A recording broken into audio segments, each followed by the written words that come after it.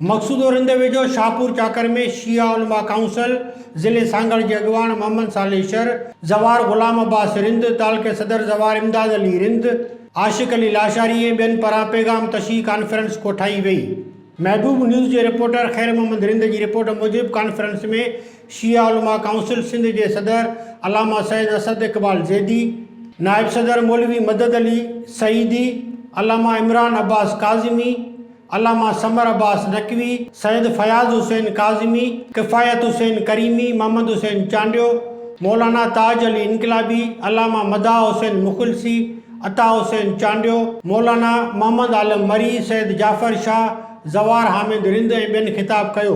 ऐं चयो त मुल्क में वधंदड़ बेरोज़गारी ऐं महांगाई सबबि अवाम ख़ुदकुशियूं करण ते मजबूर आहे।